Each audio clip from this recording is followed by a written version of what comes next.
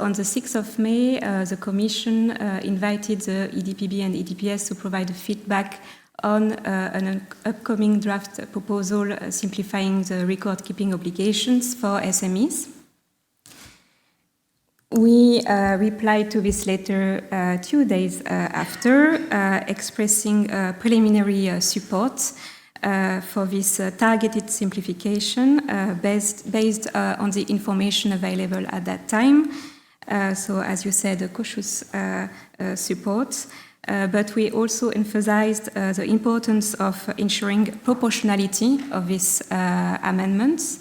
And we also requested additional information, for instance, about the number of organizations that will fall within this new derogation. So the proposal was adopted on the 21st of May by the Commission. And on the same day, they requested a joint opinion from the EDPB and the EDPS under Article 42 of the EU GDPR. On this proposal, I think it's important to recall that it is not limited to the GDPR because it also introduces amendments to 5 other regulations. And the objective of this proposal is also not to open again the whole GDPR, but to extend the SMEs the mitigation measures that already existed for SMEs to this small mid-cap enterprises. So this new category called SMCs. Sorry, I will get it. This explains why there are not so many changes, because in the GDPR there are not so many specific rules applying to the SMEs, and so when it comes to broaden these rules to the SMCs, then there are not so many opportunities for changes in the GDPR.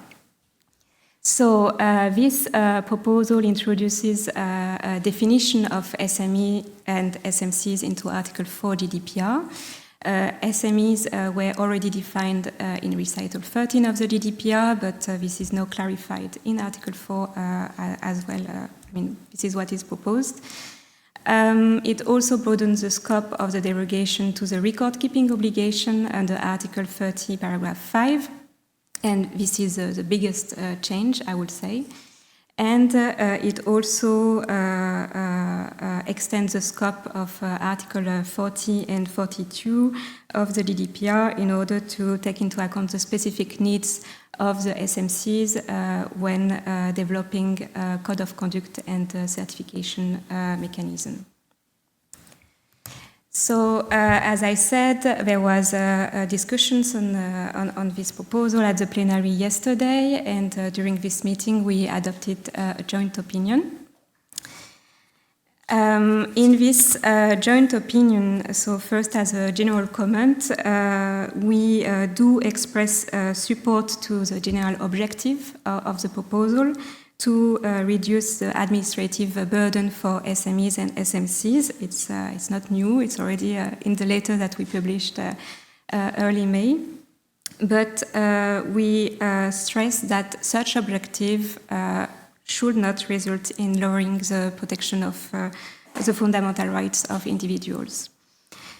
The opinion also welcomes that the proposed modifications are very targeted and limited in nature, and that they do not affect the core principles in the GDPR and other obligations.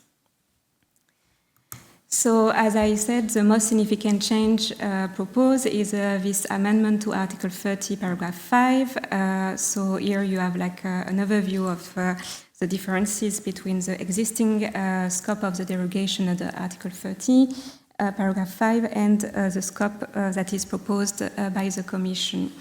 So we have an extension of the derogation to enterprises and organizations to 750 persons. And this is actually aligned with the threshold that was decided for the SMCs. in order for them to benefit also from this derogation that was called the SME exemption so far. We also have modification of the conditions. So as you may see, we had 3 conditions for the derogation to apply with regard to the nature of the processing carried out.